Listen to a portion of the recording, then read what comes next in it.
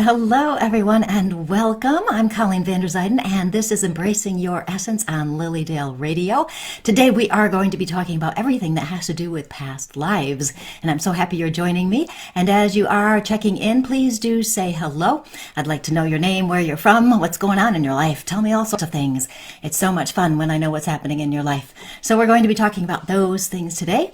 And before we get to those things, let me do the details. ColleenVanderzijden.com. You can find out everything about me, workshops, everything I'm doing, or becourageouslyu.com if you don't want to spell ColleenVanderzijden.com. So that will work for you. And LilydaleAssembly.org. You can see what's happening in Lilydale. I do not believe it's totally updated yet in terms of the winter workshops and stuff. So if you go to Lilydale Assembly Incorporated on Facebook, you can see the events there. They are definitely on that page. And a little reminder tonight, as we are going, you can ask questions at any point. For me to see your questions, however, you must be on my page, not Lilydale Assembly's page, not Spiritual Growth and Support page. So Colleen Vanderzijden, Medium and Intuitive Life Coach is my page. And if you want to ask questions, that's where you need to be so I can see them. I may do some mini past life readings tonight. We'll see where we end up. We may or may not have time, depending on how much we talk about, but we are going to be doing that. So I'm just going to say hello to everybody who is joining in with us, and then I will introduce you to my guest today. So hold on 2 seconds. Hi, Laura, Jackie, Crystal, nice to see you. Stacy, Darlene, nice to see you. And Jennifer. Nice. Jojo. Hi, Cindy. Yes, Cindy's like, nice to meet you. And that's always fun. Hi, Randy. Hi, Cindy. Like, I know it's both of us. Isn't that craziness? It really is. So we are going to have some fun tonight. And Suzanne, and if I left any of you out, don't be offended, okay? Debbie. Hi, Debbie. Nice to see you. And Lori and Laura and Patty and Jill. Oh my goodness, there's so many of you. I can't get all of you. So thank you so much for being here. So I'm just going to continue on with what we're doing. So tonight, as I said, we are going to be talking about past lives, and this is Greg. And this is Greg Unterberger. He is a licensed professional counselor. He's a spiritual teacher, a coach. He's the author of the book, The Quickening, Leaping Ahead on Your Spiritual Journey. And he's also a certified Brian Weiss past life regression therapist. And that's why he's on my show tonight, because we have been talking about past lives and souls for the past few weeks, right? And so let's get an expert on here to see what he has to share with us about past lives. So we are going to talk about all things related to past lives, regression, reincarnation. We're going to answer your questions. So as we get going, you have questions, you ask them. Before we do that, one more thing though, we do want to tell you about a couple of our opportunities so we don't forget to do it. We have a free Embrace the Light Within workshop that we, both of us, Greg and I, are going to be teaching January 15th through 17th. Okay, January 15th through 17th from 7:30 to 9 o'clock p.m. It is all about you and getting into that light so you can discover your limitless potential. And this will be through a private Facebook group, and you must register in order to participate. The link for that should be out in the next day or two. And we will post it right here on my page, on his page as well, so that you can do that. And the next thing we want to talk about, just briefly mention, is our soul empowerment community. We told you a little bit about that last week, and I put a link up for the survey, and don't you know, it didn't work. So we have a new link, and it is in the description for this radio show. And if you click on that, you can tell us what you are most interested in, what you want to learn. We're going to be doing workshops, master classes, experiences, all sorts of things in that empowerment community. Greg is going to tell you a little bit about that right now. You didn't even know I was going to do that. Pop quiz. He didn't know. So he's going to talk about that just for a second. I'm going to scroll. Well, the soul empowerment community, is Yes. that what you're talking about? Yes, Well, just briefly. I promise. Well, we get so excited. Both of us are so enthusiastic and excited about this, and I hope it shows. This is a community of like-minded seekers. Many people watching are interested in spirituality, are interested in living from their authentic selves, are curious about how to get guidance from angels and guides and things like that. And of course, you know, Colleen's a medium, but I'm a therapist, and I work right on the edge of spirituality and psychology. So we'll be talking a lot more about past lives tonight. We'll be talking about how these powerful experiences can leap us ahead on your spiritual journey. That's an area of study for me for the last 20 years. And more importantly, to me, we're bringing together a community, people that are of like mind so that we can get to know each other. Because I don't know about you guys, there was a time in my life, and I'm sure for Colleen, where we felt like nobody got us. Nobody really understood us.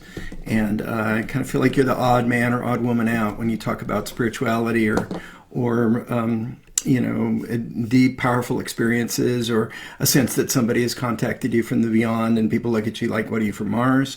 And so we want to form a community so that that'll be a safe place for you guys to share your experiences. Thanks. So that's what we're going to be doing. It's so exciting. We're going to start that early next year. And we already have a good question. As you're asking questions, I'll try to make notes of them here and we can ask him. So that's what we wanted to share with you. We have over 100 responses for the survey so far. So if you want to give us your input, what you're really looking for, just click on that link at some point and we will get that. I will stop doing the data collection later this week. So if you want to do it sooner, the better, if you want to have some influence over what we're going to be doing. So as I said, we are going to talk today about past lives, and Greg is an expert in past lives. You know how I do sometimes past life readings. He actually does the actual regressions and stuff. So we are going to ask him right away. We're going to get right into it right now, and maybe I'll come back to the other story thing. I want to know, as do you, I'm sure, what's your favorite past life story that you've experienced from a regression? Oh my gosh. Oh, well, that's easy. There's only been, several thousand of these between the people that have done individually and large groups in workshops around the country. So, boy, that's really tough. I will actually share a beautiful story that's in my book, The Quickening, Leaping Ahead in Your Spiritual Journey. There was a lovely woman who I was working with individually, and she kept getting snagged. She had this belief that she was somehow going to, hurt her own son, and she couldn't figure out what that was about. She said, I know I would never hurt him, but I keep having this thought or this belief that somehow I'm gonna harm him or hurt him in some way, and I can't sleep at night, and I'm obsessing on it. And so we did some work on it, as I often do, just in the here and now in her history, and had she ever hurt anybody before, or why did she think she would do that? And she couldn't come up with any reason for it that had anything to do with her current life. And after we did a number of sessions, we did a regression. And in this regression, it was pretty frightening for her. She discovered that she had been a serial killer in another lifetime and had hurt and molested other children. And that memory echoed in her, and it was terrifying. And of course, as she saw, it was sort of horrible for her to look back and encounter herself that way. But at the same time, I talked to her and I said, this is not who you are now. You are standing on the shoulders of that person that was hurtful or killed people or hurt children, and you are no longer that person. You learned from that lifetime that you did not want to do that again, and so you can let that go now.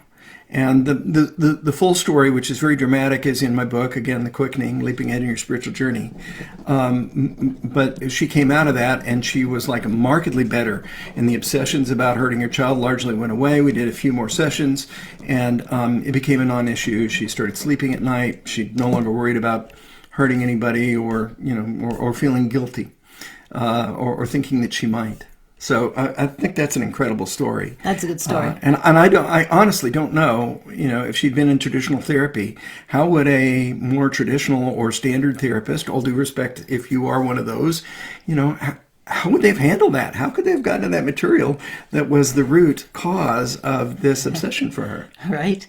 Right. And that ties in really well because Kylie has a question. Kylie wanted to know about karmic debt. And remember I told you earlier, somebody else had asked something about if you did something bad in a previous life, would that mean in this lifetime you'd have to pay for it in some way? Is there something that, what is that phrase?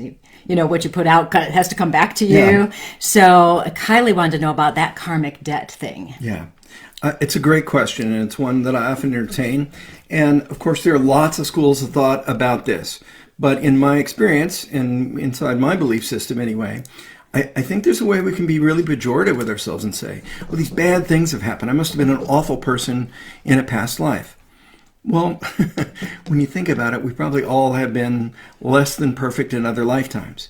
If you think about each lifetime potentially being a progression to a higher level of operating, the fact that you guys are watching the show right now suggests that you are an evolved spiritual being, and have incarnated probably any number of times, or you wouldn't even be entertaining the kinds of ideas that we're talking about right now. But what does that mean about, if bad things have happened to me, am I being punished? The American psychic Edgar Cayce, who some of you are familiar with, said that there was no such thing as karmic debt. In other words, you weren't paying a price for something.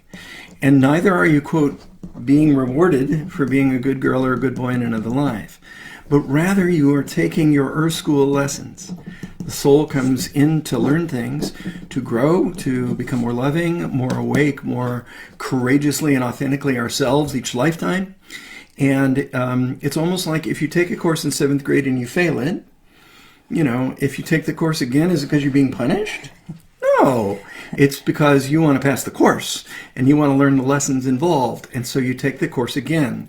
And what I've seen time and time again in regressions is when people remember the life between lives, and sometimes they do, they remember choosing their given lifetime. So I have some memories of coming in and choosing some of the lessons that I was going to take this lifetime. I've had many of my clients say those kinds of things too.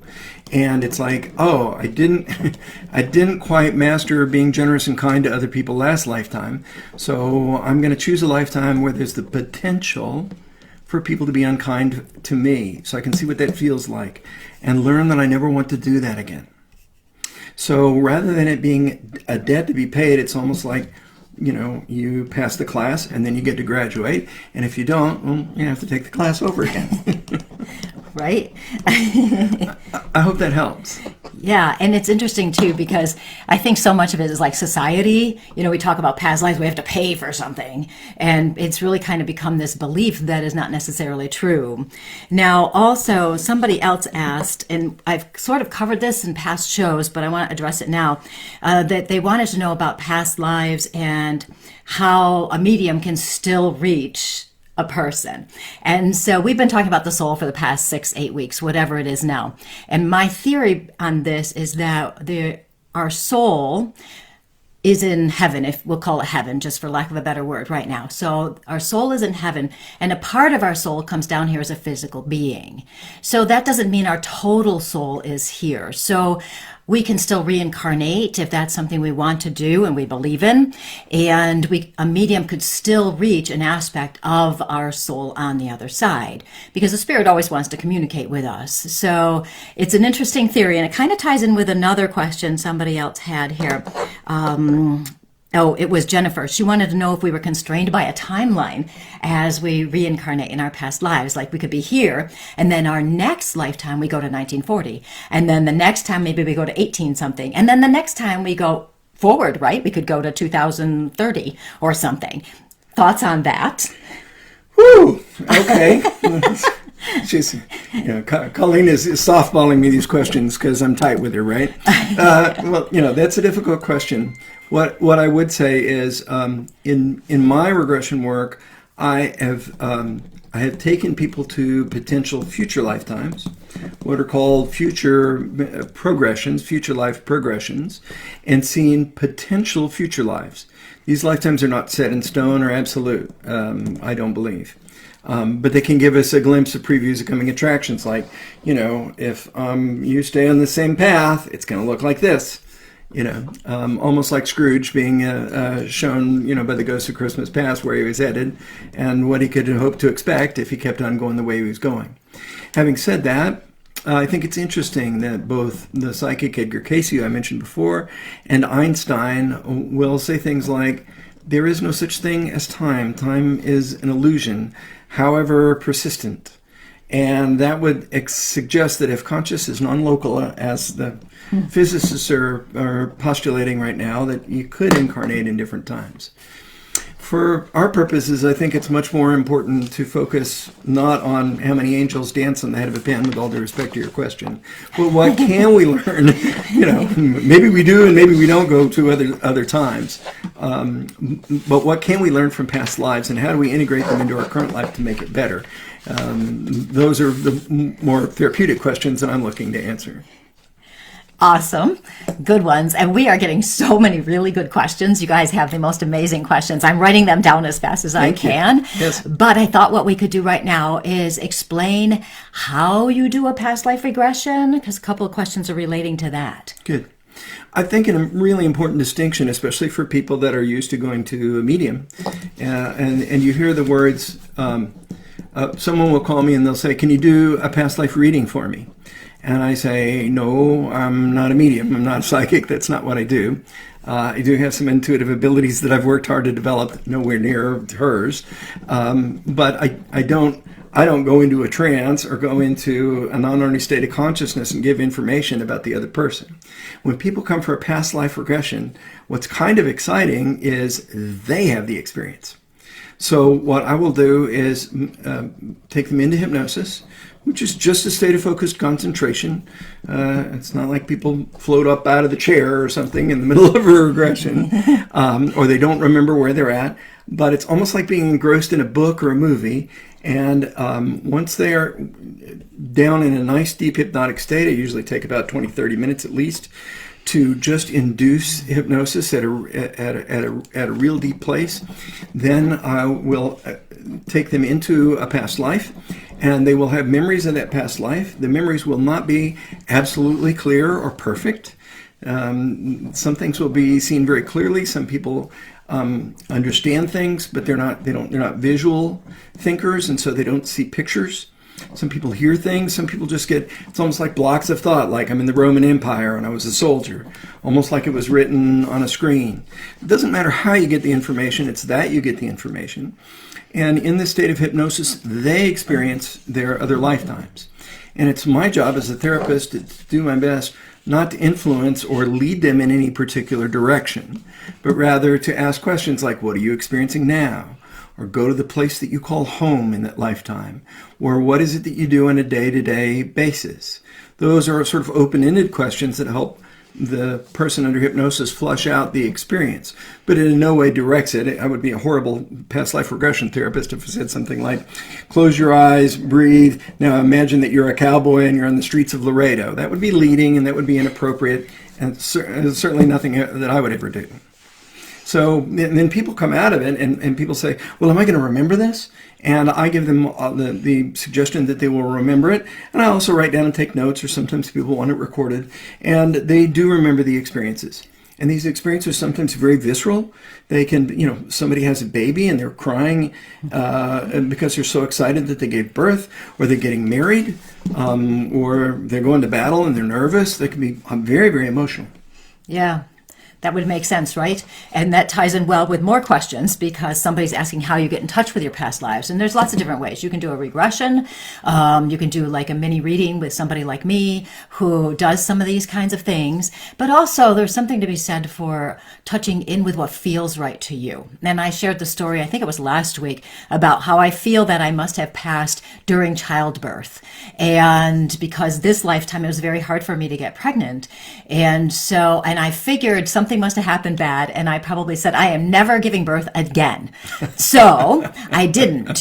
My first child was adopted, and my second child was a C-section because she was freaking huge. So it was, I didn't do the actual traditional method. So I feel that may have happened. So also these things about thinking about what feels right to you. And several people have commented about recurring dreams, or that feeling of deja vu, and how wanting to know if those are connected to a past life. So I would say it certainly is possible. What would you say? Yeah, I mean, many people have what we call spontaneous past life memories. Okay, there are, Dr. Brian Weiss, who I trained with, who is a leading authority in the field of past life regression. Maybe some of you have read his book, Many Lives, Many Masters. International bestseller. I think last time it was like 1.5 million copies have been sold around the world, translated in a bunch of different languages. Absolutely brilliant. This man was a Yale-educated medical doctor who took somebody into hypnosis, trying to take them back to the root of their problem in childhood, and they spun out into other lifetimes, and he began to explore this.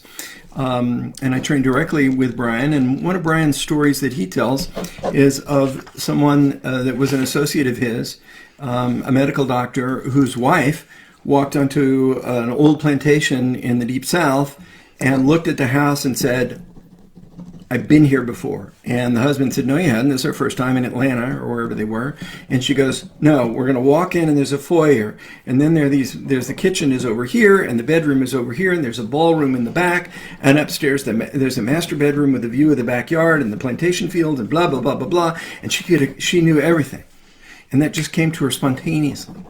Now, if you're lucky if you have one of those experiences, but what I would encourage people to do is, what are you drawn to? You know, like maybe you like Chinese food and you're the only one in the family. And you wonder why, what's that all about? Or I've always liked John Wayne movies and I'm fascinated by the Old West. Or, you know, I was studying history in college at one point. It was not my major, but you know, I would read about the Holocaust and I would feel sad about that, and I would see other terrible things that had happened in world wars, and you know, I felt distantly bad about that. I didn't experience it directly. And then one day I was working with some original documents from Galveston, Texas, at the time of the 1900 flood, and the moment I picked up the paper, I just started weeping, and these memories came back to me, like it just turned me over. And of course, for those of you that aren't history buffs, in 1900 Galveston had a huge flood, and it absolutely decimated the city, and something like on the order of anywhere from 8 to 14,000 people died. And I was a civic leader in a prior lifetime, a medical doctor, and I dealt with the decimation. And it was just holding the letter and reading the letter was gut-wrenching to me in a way that no other historical event has ever hit me. So I recognized that I'd lived before. Yeah. Isn't that cool? Yes. It's really cool when you start to recognize those things, and it's fun to watch your comments. And don't worry, I am writing things down, and it's just going to be hopping all over the place, basically. It's not going to be any organization here. But I noticed a couple people mentioned that they have a fear of water, and I've mentioned in the past, too, that I do believe I drowned in a previous lifetime, and that certainly could be affecting me in this lifetime. Somebody else, Lisa, mentioned that she feels like she has a past life in ancient Egypt, and I was told at one point by someone, whether it's accurate, I don't know, that I was Cleopatra, but I don't know about that one. I don't feel it. So I don't really trust that one. Somebody wants to know, and he's asked twice, or she, I can't tell. It looks like Yanilka. Sorry, if I'm this one here. What if your body won't let you go into hypnosis? Like, how, if a regression doesn't work out, what about that? Well, let me back up the bus a little bit and talk about hypnosis in general. About 20, maybe 15 to 20% of people are very easily hypnotized. And interestingly, the more intelligent you are, the more likely you can be hypnotized. Isn't that interesting? Mm. Okay. What you're really doing, if you've ever been in a guided meditation, or you've listened to someone tell a story and you listened to it and your mind drifted and you saw pictures or had some sense of the story, or you've been engrossed in a movie, you are in a trance state. Okay, we've all had that. We're right in the middle of a book or right in the middle of a movie, and it's like, Greg, what? Me? You know, how come you didn't hear him the first 3 times they called your name? You were in a state of focused concentration. You were hypnotized. Maybe a light state, but nonetheless hypnotized. Or if you've ever, driven somewhere in your car and thought you were going to go to the grocery store, and instead you wound up at your friend's house, and you went, how did I get here? It's like, what were you thinking? You were tranced. Your mind was elsewhere, if you will. And that's all hypnosis is a state of deep, focused concentration. So 20%, 15 to 20% of people do that very easily, and they hypnotize very easily. And then about another 15 to 20% are on the other end, and it's very, very hard. And most people are in the middle, in between. Now, in my experience, there's actually very few people that I have been unable to hypnotize in an individual setting. I've had people tell me, I've tried it 3 or 4 times and it just doesn't work for me. I can't even believe I paid to come here, but I'll give it a shot. And 30 minutes later, they're inside the Great Pyramid of Egypt and having some wild experience. A lot of it is if the therapist will take enough ample time, again, 30 to 40 minutes, just doing the induction, relaxing the person more and more and more, It's not that your body fights it, your mind might. Okay? For people who have been abused and have been manipulated by a lot of people, it's going to be harder. Anybody got to guess why? I bet you can figure it out. It's like somebody's telling me to do something and I don't do. Boy, the last time, I did something that somebody told me to do, it was awful. Okay? And again, what you are asking me to do, if you hire me to do a regression with you, is, Greg, I want you to be my guide and to take me someplace. But if at any time you decide you don't want to go there, you don't have to. I cannot make you this business about you're in my power, you're in my control. That's absolutely untrue. There have been all kinds of studies with hypnosis. No one can be forced to do something that is against their moral code.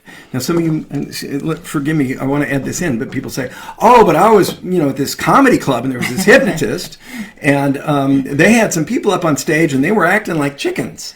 And it's like, for starters, what kind of person on 3 gin and tonics raises their hand and says, pick me to be in a hypnotist show? Somebody that wants to have a good time, probably an extrovert. I'm not saying they're faking. It's like they have a really low inhibition and they're willing to do those kinds of things anyway. So once they get hypnotized, they're bark, bark, bark, bark, or pretending they're Madonna or whatever, and it's all big fun. And the hypnotist is going to pick out those people too that he or she thinks is highly hypnotizable and that clearly want to play along because it makes for a better show. But none of those, I assure you, if anybody wanted to get up and walk off that stage at any time, if they decided they wanted to, even when they were, quote, under deep hypnosis, they could do so. And people could walk out. It's never happened, but people could get up and walk out of my, office when they're under deep hypnosis too. Yes, absolutely. And that's why you'll never see me on stage doing a chicken thing, because that is not me. That's not my thing. And somebody saying they did a past life regression in a huge group led by Brian Weiss. Wow. And it was excellent. And she didn't meet him in person, but she really enjoyed it. Greg will be doing a past life regression in our soul empowerment group. And if you are just joining in, I'm Colleen Vander Zijden. I'm a registered medium at Lilydale and a certified intuitive life coach. And this is Greg Unterberger. He's a past life regression therapist and a licensed counselor as well, author of the book The Quickening, Leaping Ahead on Your Spiritual Journey. And so he's here tonight because we are talking all about past lives. And I know some of you want me to do a couple readings, but we've got a couple more questions and then I'll go where I go. So somebody did ask if there is a goal that this lifetime we are currently in should be our last lifetime. Do you want to talk about that? Sure. Yeah, I think we're far. I think lots of people say, I'm going to make sure this is my last lifetime. And it's like, have you forgiven everybody that's ever hurt you? Because for this to be our last incarnation, I think we'd have to be, in my opinion, profoundly evolved. Okay? Please feel free to have a different opinion in that than I do, but to leave Earth School, maybe there are other levels of schools that we can evolve or reincarnate into. Some psychics believe that. Other planets, other galaxies, other realms, dimensions. Jesus says, in my Father's house there are many mansions, and maybe we go to another school. Having said that, I think our focus should be on how can we be more loving and forgiving in our current lifetime. And not just to other people, but to ourselves. Because sometimes we're so cruel, so unkind, so unforgiving of ourselves. And the divine doesn't make junk. So you may not be perfect, but you are worthy in his or her sight and in the eyes of the divine. And so, a lot of our journey is how to be more loving to ourselves and to be more loving to others. And that does not mean being a doormat, as Colleen often says, and I often tell my clients. But it does mean to be able to come from a place of peace and love and understanding. And I think the more that we do that, then the shorter time we will spend in Earth School. Yeah, right? Right. And also, too, if we start looking at things from the bigger picture, from the picture of our soul, Yes. what our soul needs to learn. And, we may want this to be our last life because I'm done with this crap. I want to move on. I don't want to deal with these problems and these mean people anymore. But then when we get back to the other side and our soul merges with the oneness again, we might go, you know what? I still want to learn something else. And so we have the choice. It is not forced upon us. So there's that. Now, Tracy, I'm gonna touch in with Tracy for just a sec here, because Tracy says the Holocaust is something that causes her to be very emotional. And I had a client this summer where I did a past life reading during a mediumship reading, but that's where we ended up, where it turned out in the Holocaust, she was actually someone who saved the children, and she was a person who took the children on. So Tracy, you were also involved in the Holocaust, and that is partially why when you hear about it, there is that sense of hopelessness and helplessness with you. You were a person who did try to help other people, just as my client did. You tried to be there. You tried to take people in. And here's the unfortunate part. You got caught. And because you got caught, the people you were saving and trying to protect, they obviously were captured, and not all of them stayed on this life plane during that time. Okay, and you also ended up having some issues as well, and it feels like the guilt, you felt very guilty that they were caught, even though you did nothing wrong. You actually did the right things. And so that is partially why you experience this emotion in this lifetime, because it's almost as though your soul feels like it should have done more. It could have done more, could have been there for the people more somehow. But truly, there was nothing more you could have done. You literally sacrificed yourself to save these people. And knowing sometimes these things where, that's what happened and why you might have this experience can help you start to process and let go of things that may bother you with that. And that might help. It might give you something to think about. Somebody asked, Lori asked, how knowing, we have a past life regression or we know something about our past, how it could help us in this lifetime. How is that helpful for people to know? Well, let me give a great example of that, and a very interesting story. And my client's confidentiality is very important, so I'm changing some specifics of this story. And those of you that are ethical will notice that I'm not using any first or even last names. I'm going to make up a name. I'm going to call this person Linda. And let's just say her name was Linda. And Linda came to me because she was very happily married and had a son. And her son played sports and played football. And she met her son's football coach and was just like, oh my word, I'm getting the vapors. Like she was totally excited. There was this huge emotional and sexual charge around this guy. Now, this guy was like 10 years her junior. He was an attractive guy, and she was an attractive lady at any age. But she said it felt like it was more than that, and she couldn't shake it. And she came to see me, and I said, do you love your husband? She said, I'm crazy about him. There's no problem. I'm not. Last thing I want to do is leave my husband or ruin the marriage. And I love my son, and I wouldn't do anything to endanger the marriage. But this is driving me crazy every time I see this guy. It's like, And I said, does he look like somebody? I was looking for, was there any connection to, childhood or current life? We couldn't find anything. And she knew that I did regression, and she was open to that. And we went back into the past life regression. Well, as probably some of you have guessed, they were lovers in another lifetime.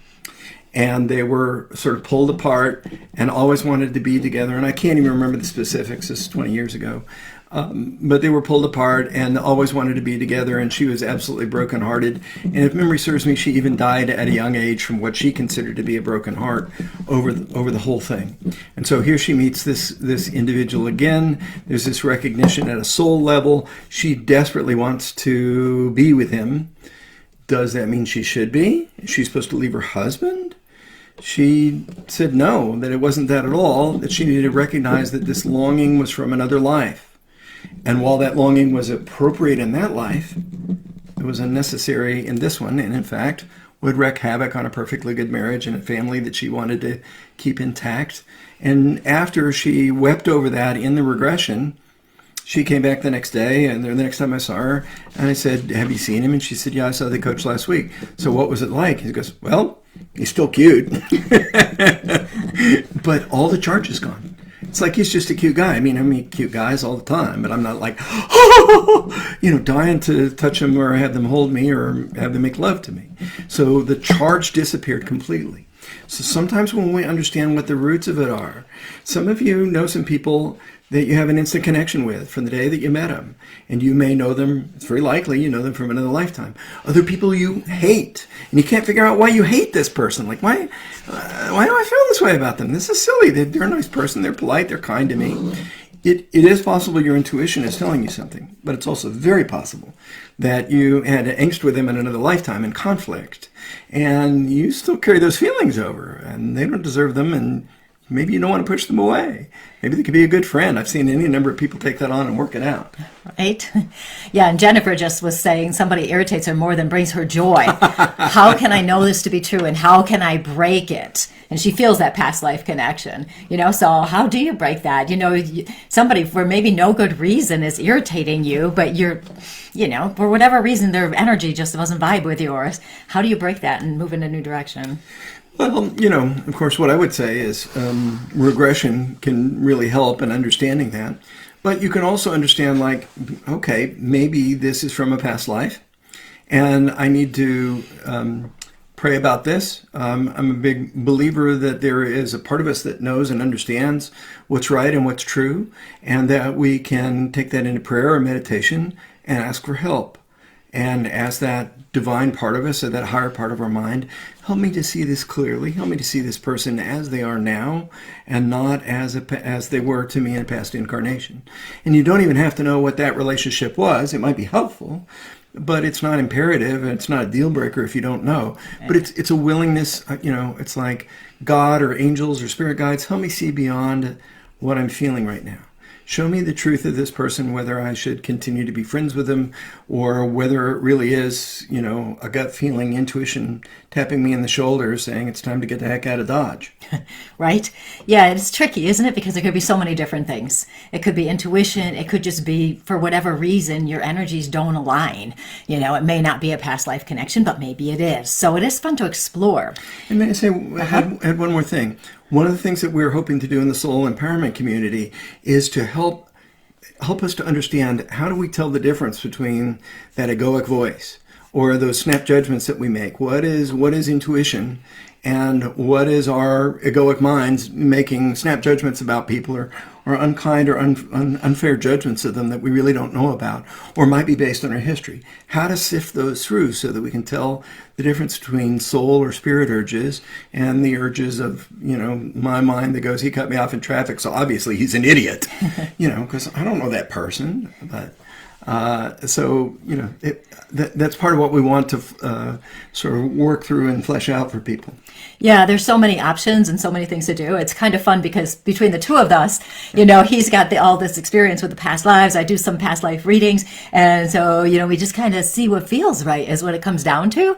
And so for you guys, when you're trying to figure things out, you've got to make sure you're checking in with yourself and see if it makes sense to you. Does it feel right? So Lee is asking, does my fear of drowning, is that related? Even though she, I think it's a she, yes, is a great swimmer and loves the water. Yeah, that could certainly be it. Yes. Absolutely. There's so many different things. And Brad, I am not familiar with the Church of Spirit, the Spiritual Church of Chicago. I just saw that pop by, and I am not familiar with that. If I'm supposed to know about that, let me know. Send me a little message, and I will investigate and Google it, because that will be fun.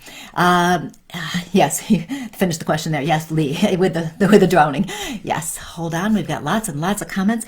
While I'm scrolling through the comments, a couple of people asked about Akashic Records. Mm-hmm. And do you consciously, intentionally connect with them, or how does that work?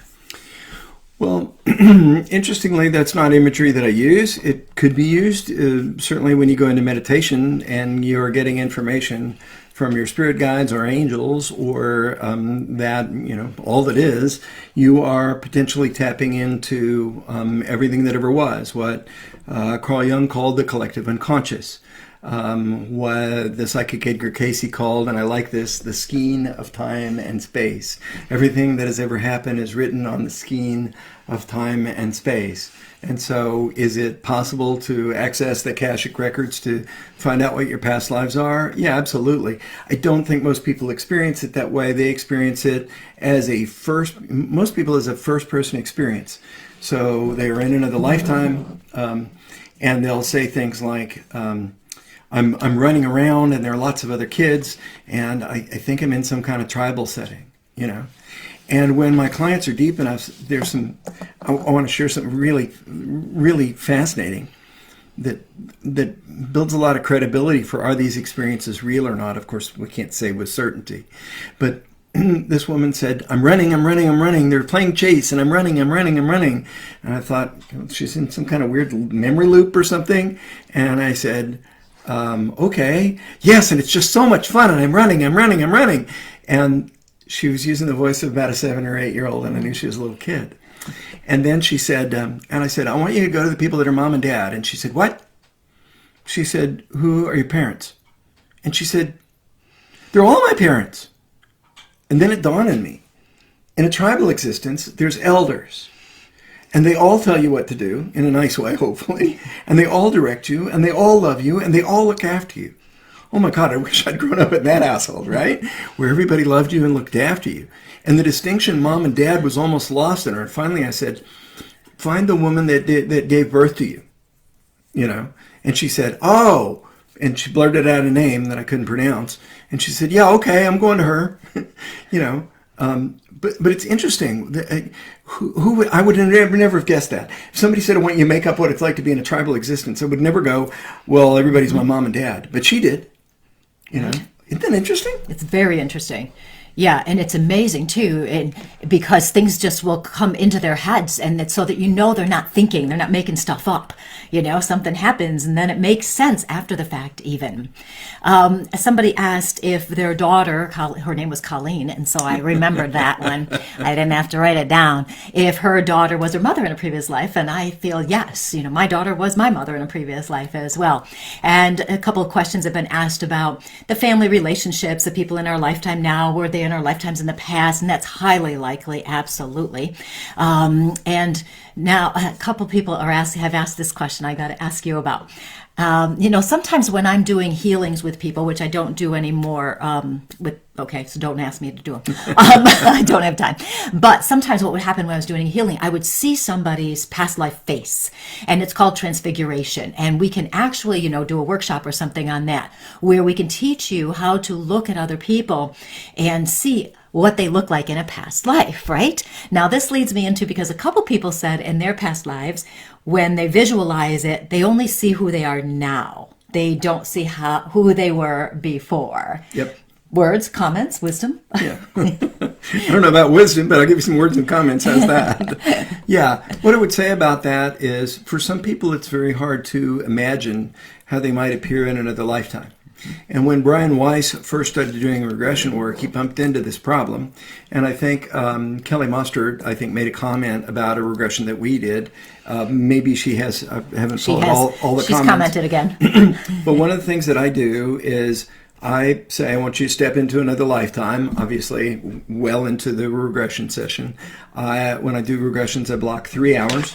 And we spend a half hour, 45 minutes getting to know each other and explaining what regression is. And then a good hour and a half actually in hypnosis, remembering past life or lives, and then some time to ground it and make sense of it and help you understand it and integrate it fully so that it's not just a magical mystery tour.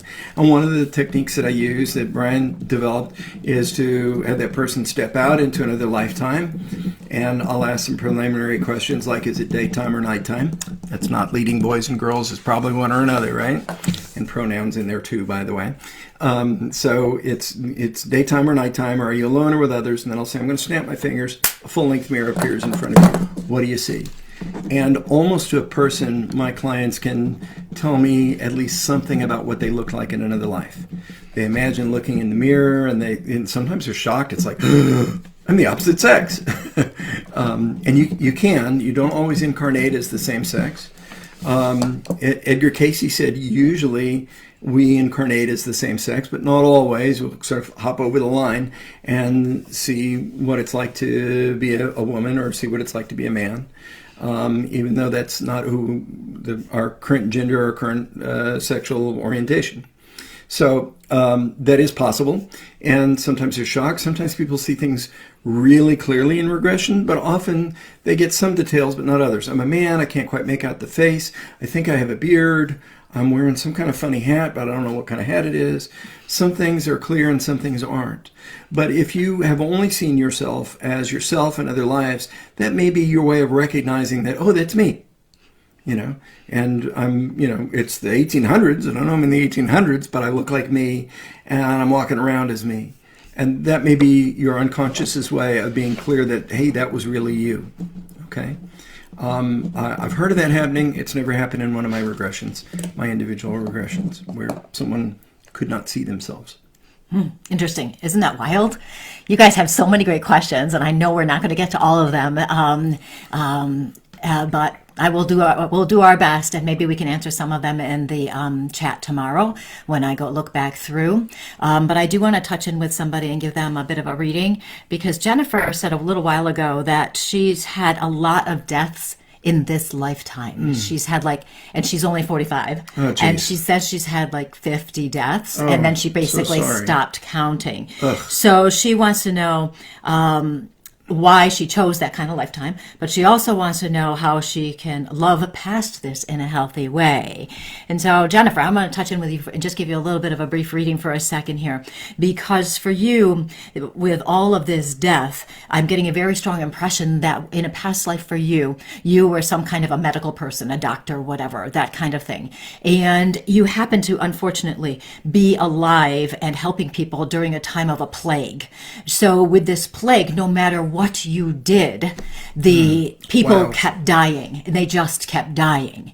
And what ended up happening, and this is how it feels to me, and we'll see if it feels right to you, but what ended up happening was you kind of shut down because you had to, right? You can only do so much. You're doing the best you can, and yet people are dying. And then other people start to turn on you because you can't save them, because you can't. It's impossible.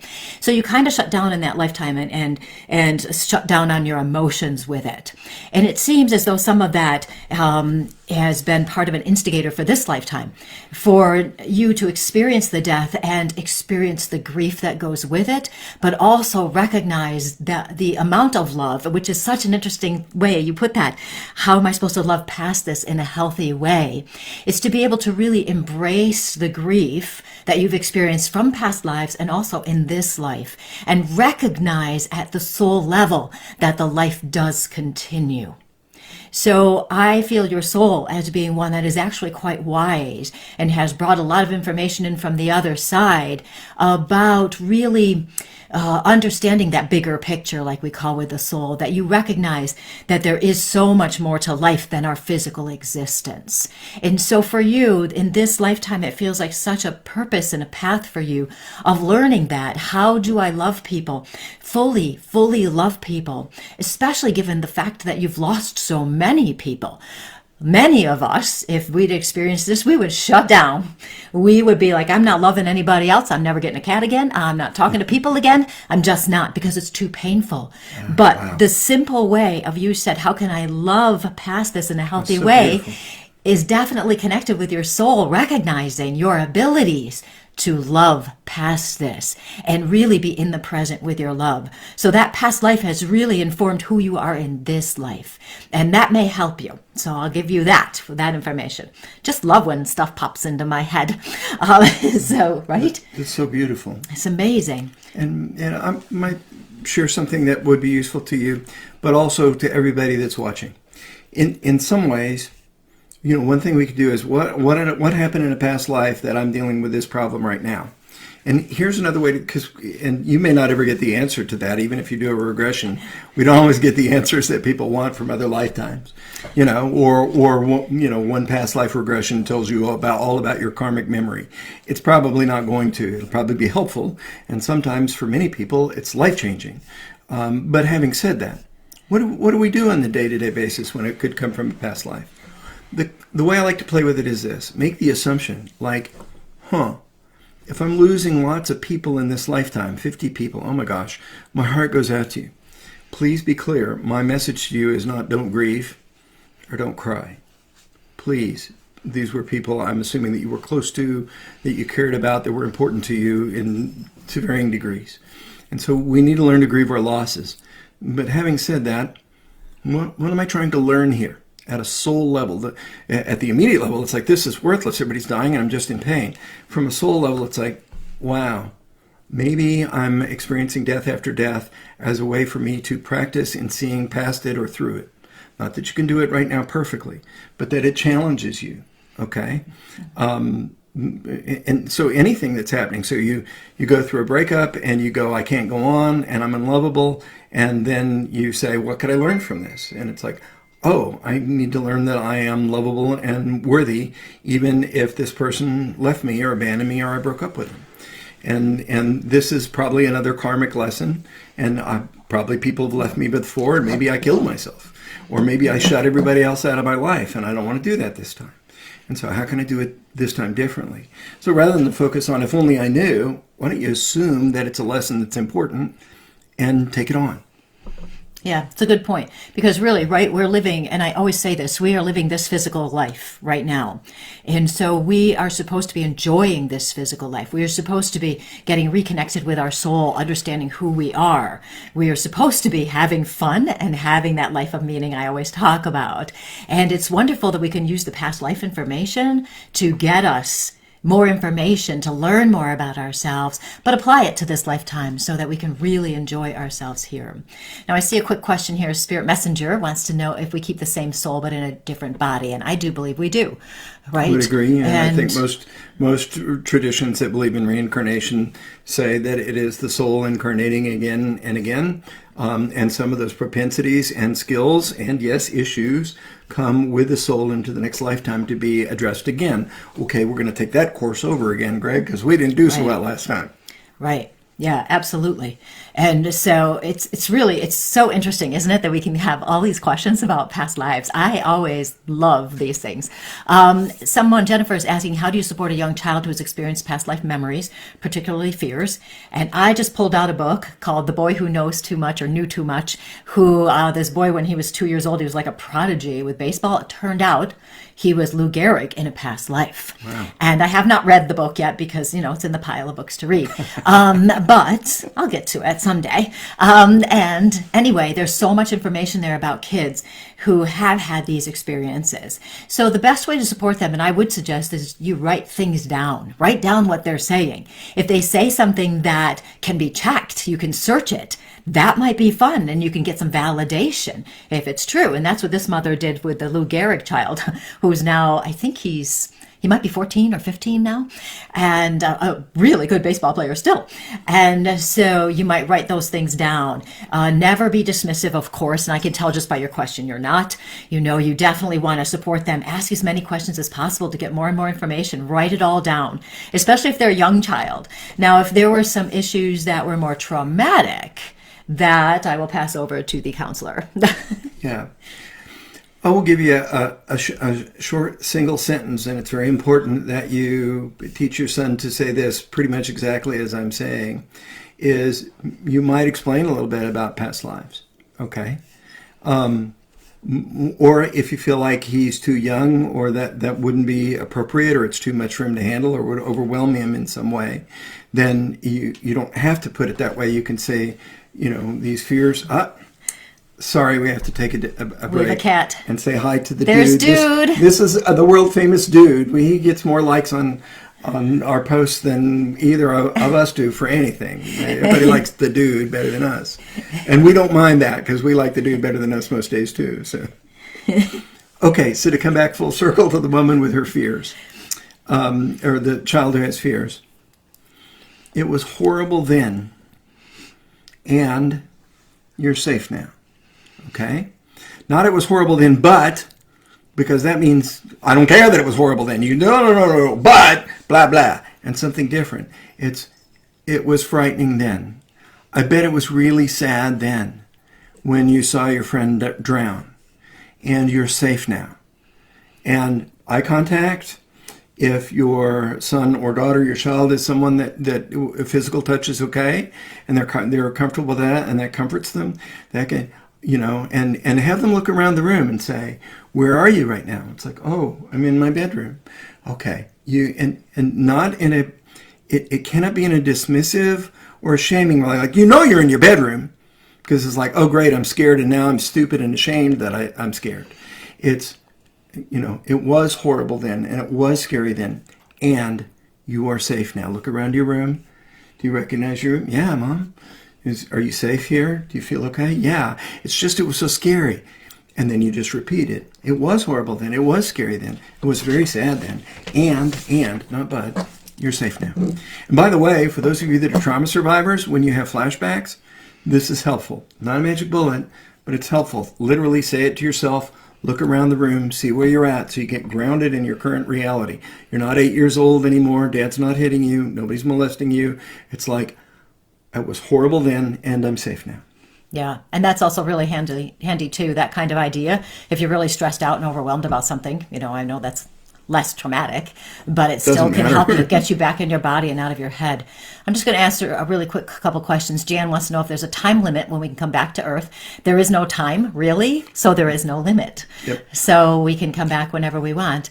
And then Cindy says, I often wonder if, for instance, if you are prejudiced in this lifetime, that you will come back and live that other life in a future lifetime as a learning experience in loving one another. And you would, if that is your choice, if that's what you want to do. And since our soul has a much bigger picture than our human beings do, our human being is going, "Oh, I don't want to do that," but our soul says, "I do want to do that." And so, yes, if it's your choice, it's never a punishment. It's never God saying you've got to come back and you've got to experience everything bad you ever did. That's not that. It's our choice what we want to experience. Mary wants to know how to schedule a past life regression session. You can message Greg, and he can tell you more about it. And again, for people who, if you are have not been watching for the whole time we're on, this is Greg Unterberger. He's a past life regression therapist. I'm Colleen Vander Zijden, a medium and life coach and spiritual teacher. And we are going to be starting a soul empowerment. We are starting a soul empowerment community. And I'm just going to plug it right now, where we're going to do all sorts of things. We're going to have workshops every month. We're going to have experiences like this where you can have a past life regression in a group setting with Greg. That can be done online. Somebody had asked that earlier, and he does his private sessions online and sometimes in person if it works out. And in a group setting as well, he'll do them online for the Soul Empowerment group. And we'll have other experiences we'll be doing too. So the emphasis will be on education, but it's also on community, so that we can make, you know how it is when you go someplace and you just can't find people they just don't get you, and I know lots of times I'll have a workshop and I'll say, we are all here for a reason. And then sometimes I'll give them their past life connections, but also, there's a familiarity that happens and you say, I just feel like myself here. I feel safe here. And we are creating this community so we can help you find your friends, help you find those connections so that you can speak about these things and people don't judge you, and where you don't hide yourself, you hide your truth because people are like, what are you talking about? You're so weird, so we're going to put all the weird people together. The sane people together. And I'm going to call them weird in the highest regard possible because we are the fun ones. So we're going to bring them all together, and that's part of our community. Okay. So I'm going to check out and see what else I got going. Thank you for the stars, people who have been sending stars. We really appreciate that. Perfectly explained. June, I feel I was a sailor or fisherman that drowned. Love of ocean, nautical things that are old. However, I have fear of deep water. And June, you are accurate. That is so true. That is exactly what happened. You were on a boat, and then there was a leak happened in the boat, and it's like they ran aground on something, and it was unexpected because the water was lower than normal. So there was a leak, and you drowned. And yes, that is so very true. We are a cute couple. Look at us. Mary says so. Thank you, Mary. Okay, where's Josie? Josie, I don't know where Josie is. Josie's someplace else. Angel's over here. We've got 3 cats. Angel's lying over here, and Dude is around, and Josie, well, she's got her own little thing going, as usual. Josie's the cat we practice our forgiveness lessons with. Yes. And if you are interested in joining us, Patty, and others, if you're interested in joining the Soul Empowerment community, all you have to do, if you click on the link at the top of the description of this radio show, okay, if you click on that, it'll take you to a survey where you can tell us what you want us to cover. Between the two of us, we could easily teach probably 150 workshops. No kidding. So we want to make sure we're providing what you want. So you can fill out that survey. You can sign up to be notified when things go live and everything. Signing up does not commit you. It's just so that we can give you the information. And so then you can make your own decisions what you want to do. The whole point is to do this at a very affordable cost, but give you so much information, support, encouragement, guidance, so that you can live your most happy, joyful life and have all your new friends around you. It's going to be so awesome. We are very excited. Sorry, I just keep talking about it. So anyway, do the survey. And I may give you the link personally tomorrow as I go through the comments, and that would be wonderful. Mary is the queen of weird. Then you will fit right in, baby. Okay, I'm looking for somebody else, and you guys are so good. Hi, dude. Hi, dude. While you're looking, I got to tell this joke because it's like, the neighbors, the Baptist neighbors, God bless them, and they, you talk about reincarnation or spirituality or direct experience of the divine. It's like, we're going to put you on the prayer chain, Greg. And I always say, great, I'm going to use all the prayers I can get. But it would be nice to have some friends that really got you, when they really understood you. And that's the kind of community we aim to form. Yeah, it's going to be really awesome. And one more question. But where did it go? I just saw it. Oh, this was a good one, so I had to bring it up. Can we have a past life that is concurrent with our current life? So can we be living a past life at the same time as we are living this life? Okay. You asked for it. You want to get out. I love this audience. You guys just want to get right off on the edge as far as we can go, don't you? They have great questions. They always do. If time isn't real, it's probably what's happening. All the lives are happening concurrently. And how they interconnect, boy, that you'd have to go to a quantum physics lecture to get answers to that. But yeah, it probably is all happening. Hinduism says that this is the great illusion. So does A Course in Miracles. If for those there are course students out there, it's something I'm passionate about. It's one way to think about things, and again, this is what quantum physics is saying, is that time, Einstein famously said, time is illusion, however persistent. I'll post the quote at some point, just so you guys know I'm not just interpreting something. So yeah, they probably are all happening, but we can't get our minds around that. It's much more helpful and much more instructional to think about a past and a present and a future, and use what has come in the past, the memories of a past life, to inform who we are now and the decisions we make now, so that we can make better, more helpful decisions. And also, and nobody's asked about this that I know of, we can also draw on, if we know we have strengths. I had a woman that wanted to be an artist, and she remembered being an artist in a past lifetime and being very successful and very creative. And she said, well, now that I've done it before, I can do it this time, and threw herself into her artwork and began to make a living selling her art. So we can draw from those strengths as well. Mm-hmm. Absolutely. I love, concurrent, amazing, and comforting, Rebecca says. It is in a way, isn't it? Mind-blowing! I know, and if I had heard something like that years ago, I would have been going, that doesn't make sense, because I had a very analytical mind, and that would not make sense to me. Oh, there's so much of quantum stuff that doesn't make sense even to the quantum physicists. They can see the equations are true, right? And they go, but you can't get your mind around it. So I can't remember the quantum physicists. Anybody that says they understand quantum physics completely will tell you one thing: they're a liar.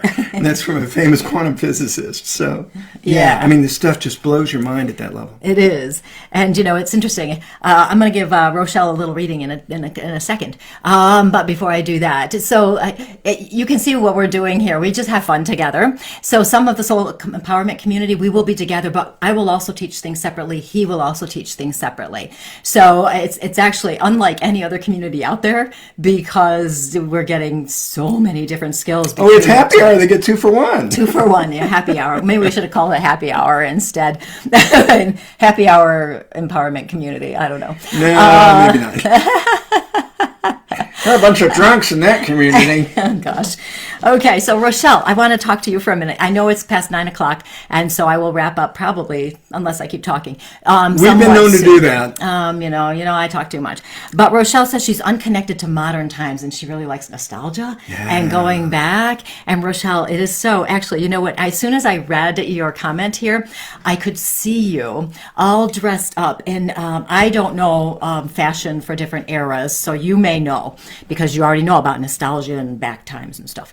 But what I'm seeing is that, you know how the women used to have the cut like this, and it was very form-fitting, but then there was a wide skirt. So I am seeing that with you, and I have to tell you, you're going to love this. You were like high society.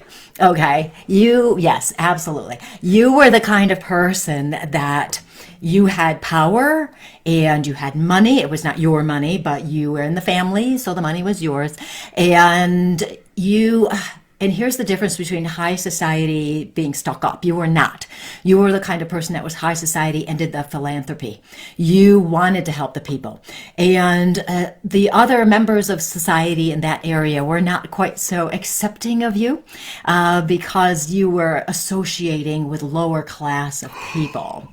But you were very true to yourself. And you made sure you enjoyed your life. You did your best to help other people. And part of the reason why there's some nostalgia for you with that is because you very much enjoyed that lifetime. You had the means to do what you wanted to do. And that involved for you helping people, but it also involved having fun. And you loved to dance. You just loved dancing. And it was like, I'm going to call it fancy dancing because I don't know any dances. Ballroom dancing. Thank you. Yes, that's a good word. Ballroom dancing. That kind of thing. You loved that. It was definitely something that brought you a great deal of joy. And so that's part of the reason. And also, life was simpler then. And so you enjoyed that time. But here, we all know life is not so simple right now, is it? So I can understand anybody wanting to go back to any other time than now. But at the same time, we have such a great opportunity to be here to help other people. You know, everybody who is watching this show right now, everybody who is watching is a light worker in some way. Okay? You are here to make a difference in people's lives. That is why you are alive at this very time. Your soul decided this, and you're tagging along sometimes, but your soul decided it. You're here for a purpose. You're here to help. And there you go. So, Rochelle, we'll see what you think about that one. Okay, I got a bite. No, it isn't. This is amazing. No, it isn't. I don't know what that means. So anyway, somebody just said a soul connection to Civil War. Who was it? Mary. But why do I have such a connection with the Civil War? Well, Mary, I think you could probably figure that one out for yourself because you were obviously alive at that time. Okay, and here's the fun part for me. You're probably thinking, I was probably a lady on one of those plantations or whatever. No, you were a soldier. Okay, you were a soldier. You're feeling it too? Well, and I was a Civil War soldier too. Yeah, you were a soldier. Yep. And you were on the, we'll call it the right side. Okay, I'll label it the right side. And also, you were pretty fearless too. You would do anything. You would do anything. You were the one that if somebody says we need a volunteer for this, it was you. You would do it. I see you crawling in places all over the place and really being there for people. So that's why. Yes. Okay. Let me see if there's another really good question. And you are welcome, Rochelle. Is this why I was a soldier at this time? Mary, you were a soldier this time? Oh, well, okay, there must be a connection. That is wild. Will there be a replay? Yes, it'll just be on my page. You'll be able to find this video right on my page. And maybe Greg will share it on his page if you guys are on his page. So that you can definitely watch it. Let's see. Okay, we'll do this question. What do you do when you find a past lifetime where you were not a good person? Okay, and we kind of addressed that toward the beginning, but I think it's worth addressing it briefly again. Yeah. I don't know about you. I made some mistakes when I was in my 20s and 30s, and I look back on those, and I'm not exactly proud of that guy. And at the same time, I learned from all his mistakes. I am who I am now because of him. And in some ways, I owe that Greg from 10, 20, 30 years ago my gratitude. Same thing can be said for other lifetimes. We probably all have had lifetimes where we've done some despicable things. And what I would say is that is not who you are now. You know, it was many, many lifetimes ago, but I was a mercenary. And I remember him looking at me as Greg and saying, we did things that were less than honorable, which was his way of saying we murdered people for gold, basically. That's not something I would ever do this lifetime, but I did before. Does that make me a horrible person now? No. Did it make me a horrible person then? Not. In time it did, and inside that experience it most certainly did. But it led me to, the next level of spiritual awakening. And so even if we've been, somebody said, what if I were a Nazi in another lifetime? Somebody had to be Nazis in other lifetimes. Somebody had to be murderers. Somebody had to be mercenaries. We probably all had some lifetimes like that. We can use them in a way where they're instructive, where we forgive ourselves. And we recognize that, as Colleen and I were talking earlier, we are literally standing on the shoulders of that prior incarnation. I'll give you an example, okay? For me, I have killed myself in at least 4 lifetimes, okay? I'm not proud of that, but there it is. It didn't mean that I was a horrible person in all of those lives, but it didn't end well. I gave up. And what am I doing this lifetime? I'm helping people with depression who sometimes want to kill themselves, okay? And I had a close relative that committed suicide. And so, is that punishment? No, I probably chose this incarnation to be on the other side of the coin. And in working with those people, I'm helping them to keep them alive and to battle depression and to battle suicidality, those kinds of things. And that is part of my karmic journey and karmic learning. And so I am not, maybe they were less than ideal, but I'm grateful for what I learned from them. And I hope if you have memories of another life that are less than ideal or less than perfect, you will offer yourself some grace and give thanks to that aspect of you. Thank you. I learned so much. I learned I don't want to kill. I learned I don't want to kill myself. I learned I need to spend time with my family and not just at work. I get it. Right. There's so much to be learned Yes. in all these lifetimes and in this one as well. Uh-huh. And I love this format with you guys asking the questions and us answering. And we are actually going to do some of that in the Soul Empowerment community. Isn't that fun? So you can ask pretty much anything. Here we try to have a theme, but me, I tend to go off track on occasion. I'll answer anything if I catch it and have time. I do want to answer this question, and it is a little after 9. I probably should wrap up soon. We'll see. Laura wants to know, with so many different classes, how do you know what exactly your soul needs? So, of course, right, what I'm going to say, what catches your interest? What looks like fun? Follow those. That's your soul telling you what to do. There are a lot of people out there, some people who are teachers who may say you should do this and this and this and this and this, and you've got to do it in this order. But each one of us is unique, so our soul is unique. So there is no set plan or anything like that. But if you listen to your soul's guidance, you'll hear what is fun, what interests you. If you're just awakening spiritually, sometimes we get all involved in the crystals, right? I know we all have lots of crystals. I probably have 50 myself. So we want the crystals because that's fun to play with, but that doesn't mean everybody has to like the crystals. Same thing with the essential oils, same thing with whatever. There are some foundational beliefs on your path for your spiritual path, which we will talk about in the Soul Empowerment community. But it's not like, what's the word I want to say? That it's so organized that there's no wiggle room, no room for uniqueness. So follow what catches your interest. If it looks like fun, do it. You're probably drawn to it for a reason, or you may have a past life connection. Someone asked about why were they drawn to the occult. You have probably been a medium, a shaman, a witch doctor, call it what you will, in another lifetime, or you dabbled in it. You may have developed skills and they carry over into your current lifetime. Some of those skills can carry over. We know people that are great writers who've been writers in another lifetime. How do we account for a Mozart, someone that at a young age is writing amazing, beautiful music, orchestrating things that would be well beyond me at 7 or 8 years old, but it wasn't Mozart, I don't guess. And it's likely, he was a skilled musician in another lifetime. In the same way, we might be drawn to a certain perspective. And in the soul empowerment community, we want to honor that there are a lot of different pathways, that your curriculum is unique to you, and we will try and meet as many people in our areas of expertise where we can. So if you're interested in reincarnation, we'll do some workshops on that. If you're interested in crystals, energy healing, we'll do something on that.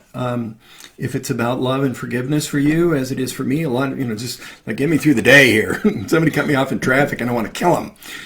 So how do I begin to forgive that person or someone that did something far worse so that I can go on with my life? Then we'll address that with you. So, and we may have different moving components inside the group as well. And I want to make sure and mention, because I don't know if you mentioned it earlier, we're going to kick this whole thing off with a 3-evening free workshop called Embrace the Light Within. That will cover a lot of the topics that you guys are already discussing and are curious about. And that's whether you want to join the community or not. Yeah. So we would love to have you for that. It's free. Yeah. And Tammy's saying she believes that we can be our own ancestors. And I don't see why not. Why not, right? I mean, why not? We get a lot of information. Oh, and here's a question. How many lifetimes can one have? How many lifetimes do you need to get it right? or how many do you want to have? Yeah. Well, so if time is illusory, probably as many as you need. You're not gonna run out. I think time will keep unrolling. The carpet of time will continue to unroll as long as we need it to, so that we can, figure out who we really are at the deepest level, which is one with the divine. Yeah, regimented. Thank you, Mary. She's answering for me. Yes. I do have glitter in my hair, Jackie. It's fairy hair. I got to get some more. Okay, so we have been talking a lot tonight, and so here's my question. Do you want me to continue this for next week? Would you like us to keep talking about past lives? Do you want to ask all sorts of questions? If you want us to keep talking about past lives, and I can keep doing more past life readings. I only did a few tonight, just because there's so much to talk about. But we can always do more. If you guys want to do more of this, definitely tell me. Write down yes, or I may not do it. So I just might not. Jackie, I don't even know what number. I don't even know what number that is, Jackie. 10 bajillion gillion. Yes, our soul empowerment group will be online, and we are also planning to have 1 or 2 events a year that will actually be in person for free. So we'll all get to know each other. Included in the community. You get to come for free wherever we have them. If we have, as Greg likes to say, if we have a whole bunch of people in Chicago, we'll go to Chicago and do a workshop. I'd like a whole bunch of people in Florida, so we'll come down if you guys could all move to Hawaii, then we'll meet you there. We'll come there. Bahamas. Yeah. So we will. Yeah, right. Our happy dreams over time, as we develop the community and it becomes solid, we'll, hotbed of people here will come to you. Yes. So we will definitely, it's all online, but we will have some in-person things and stuff. So if you want us to keep doing it, I keep seeing a lot of yeses. Okay, this looks like we have another go for past lives. Isn't it fun? Oh, I've got some more stories too. Yeah, he hardly told any stories. So we can hear some more stories. More past lives. I'm still reading it all. I say a free-for-all. Any subject goes. I thought about that, but then I was afraid, what if people didn't show up because it wasn't their interest? And then I would have to answer my own questions. But we might do that too. Yeah, it was fun. So, okay. So I think what we'll do is Ashley will get on board with Hawaii. Maybe we'll just plan it and you can all come. How about that? Montreal. Well, we had to go to Hawaii because we wanted to get enlightened. It's not like we wanted to really, but we wanted to do what God wanted us to do. So we went to Honolulu, me and Agnes. Yeah. There's so much. Sounds good to me. Yeah, so we'll have some fun. But anyway, if you have not yet filled out the survey, please do. Even if you tried to do it last week, and last week it was a disaster, or there's a glitch. So fill out the survey at the top, right at the very top of this video, and then we can know what you want. We already know what's the top 5 right now, but maybe you will change things for us. So fill that out. It's not a commitment to participate. We just want to help you. It'll take you 2 minutes. It really is. It'll take you 1 minute. There's Okay. 4 questions, basically. And one of them is your email if you want to be on the list. So anyway, there you go. So we'll do this again next week. That will be December, 27th or something. And you guys have the most amazing Christmas if you celebrate Christmas, and happy holidays. And if you're doing Hanukkah, happy Hanukkah. Well, we're that. Joe says it took 30 seconds to do the survey. Thank you, Joe, for doing it. Thanks, and Joe. Thanks for coming, Greg. Thank you so much for having me. And Coming down from his office to come into my space. I walked all the way downstairs. It was a long trek and journey, but you guys are worth it. Hey, great questions, y'all. We've really enjoyed it. You guys really do ask wonderful questions. It's amazing. You are so smart. So have a wonderful week, and we will see you next week. Happy holidays, Merry Christmas, Happy Hanukkah. Bye. Bye-bye.